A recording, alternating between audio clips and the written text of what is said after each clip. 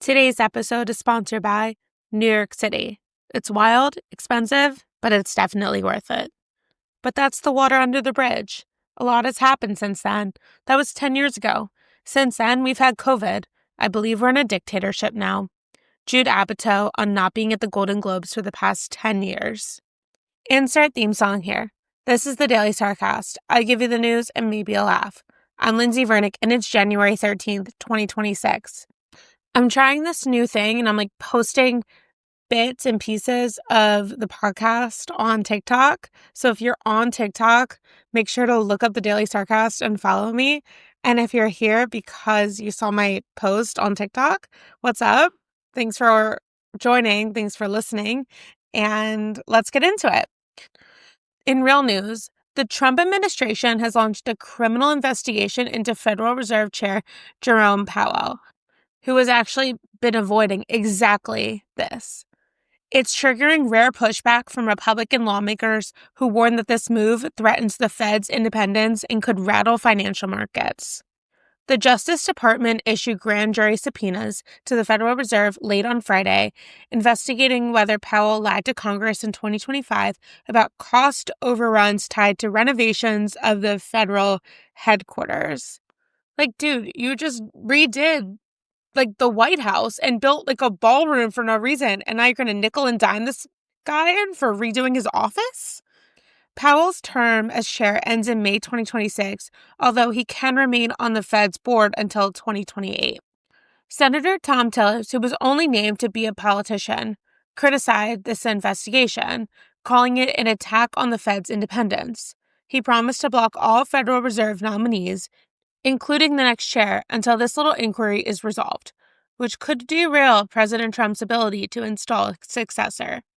Other Republicans expressed unease without fully breaking rank, though. Senator Majority Leader Tom Thune said the issue must be resolved quickly and without any appearance of political interference.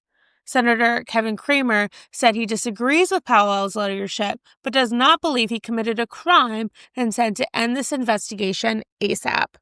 Senator Lisa Murkowski warned the probe could destabilize markets and the broader economy, and calling it an act of coercion, and suggested Congress should investigate the Justice Department if routine construction overruns are being treated as criminal.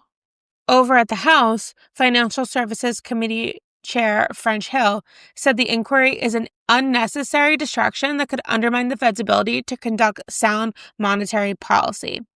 Other Republicans, including House Speaker Mike Johnson and Senator Roger Marshall, avoided endorsing the investigation. And Marshall suggested that the president may be trolling. Doesn't get more political than that. Powell, who was nominated by Trump in 2017, now finds himself at the center of a fight that has a lot of concerns about political pressure on the Federal Reserve and the credibility of the Justice Department. Now let's get into Iran. Iran said it's ready for war, but it's open to negotiations after Trump warned the U.S. could take military action to stop Iran's increasingly violent crackdown in anti-government protests. Iran's foreign minister said the country is not seeking conflict, but is even more prepared for war than during its brief war with Israel last June, when the U.S. joined strikes on Iran's nuclear facilities. At the same time, he said Iran is willing to negotiate with the United States, but only on terms of fairness, equal rights, and mutual respect. This sounds a lot like every conversation I have with my mom, honestly. On Sunday, Trump said that the U.S. is considering very strong options, confirming that he has been briefed on potential military strikes and is receiving hourly updates. He also claimed Iranian leaders contacted him seeking negotiations, although details remain unclear. There's so many protests right now going on across Iran, sparked by economic hardship, and they have escalated into a direct challenge to the country's leadership. Human rights groups say at least 200 protesters have been killed since late December, with some estimates being a lot higher than that. Iran has restricted internet access, which is making it difficult to verify casualty numbers or protest activity. The Iranian leaders have blamed the U.S. and Israel for fueling the unrest. Yesterday, Tehran summoned European ambassadors and demanded they stop publicly supporting protesters. State media showed large pro-government rallies and funerals for security forces killed in the unrest, while the Supreme Leader warned American politicians to stop deception. But also, at the same time, Iran confirmed open communication between its foreign minister and Trump's Middle East envoy, Steve Witkoff. A lot of the analysts say that Iran's mixed messaging is defiant yet diplomatic. They might just be trying to stabilize everything rather than actually trying to fix anything. All the negotiations on nuclear stuff has stalled, and U.S. demands have grown tougher, and experts see no clear signs of division among Iran's leadership. So basically, Iran is projecting strength, and the U.S. is openly weighing military action on them. The protests are only getting worse, and diplomacy is technically alive, but fragile, vague, and far from guaranteed. And other things that Trump has done this week. They plan to overhaul how the Environmental Protection Agency sets air pollution rules by stopping the practice of counting lives saved as a benefit when deciding whether regulations are worth the cost. Because why do lives matter, right? For decades, the EPA justified clean air rules by weighing industry compliance costs against public health benefits, including fewer asthma attacks, heart disease cases, and premature deaths caused by air pollution. Under this new approach, the agency will only calculate the cost to industry, not the monetary value of preventing illness or death from two of the deadliest pollutants: fine particulate matter and ozone.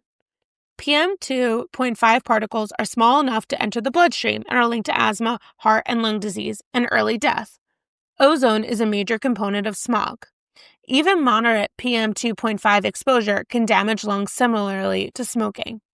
The shift makes it easier to weaken or repel pollution limits on coal plants, oil refineries, steel mills, and other industrial facilities, lowering costs for companies while likely resulting in dirtier air. Under Biden rules, the EPA estimated that tightening these limits could prevent up to 4,500 premature deaths and 2,900,000 lost workdays in a single year, with as much as $77 in health benefits for every $1 spent. The Trump administration now says these health estimates are too uncertain and will no longer be monetized, making this the first time any administration has effectively valued human life at zero in these analyses. The EPA officials are like, but we're still considering health effects. We're just not assigning them a dollar value. Internal emails show political appointees directing staff to include language in new rules claiming the benefits of reducing PM2.5 and ozone are uncertain and overstated. That language is already appearing in regulatory documents tied to rollbacks of pollution limits at gas-fired power plants. The office is led by Aaron Szabo, a former oil and chemical industrial lobbyist who opposed stricter PM2.5 standards. He has said his own cystic fibrosis makes him personally invested in air quality. The agency says he has recused himself from conflicts of interest, aka he does not want to be involved with any of this. Business groups, including the U.S. Chamber of Commerce, praised the move as a common-sense rebalancing, arguing the government has overstated health benefits in the past. Environmental law experts strongly disagree, warning the change undermines the EPA's core mission and could make pollution rollbacks more vulnerable to legal challenges. Critics also say that the policy may conflict with Supreme Court precedent, which holds that agencies must consider both costs and benefits when regulating. Like, no shit, maybe you could, consider people when it comes to the environment. I don't know. Is that crazy? But no, I guess money always comes first, right? In Lindsey life. So I've been taking this improv class, and it's, so fun. I love it. But, yesterday, I was sitting next to this guy who smelled so bad. But, in the class, you, keep getting up to, do scenes and, do games and exercises and whatever with other people. So every time the teacher asked for a volunteer to, get up and do a game, I, jumped up first just so I could get away from the guy. But then he would jump up too.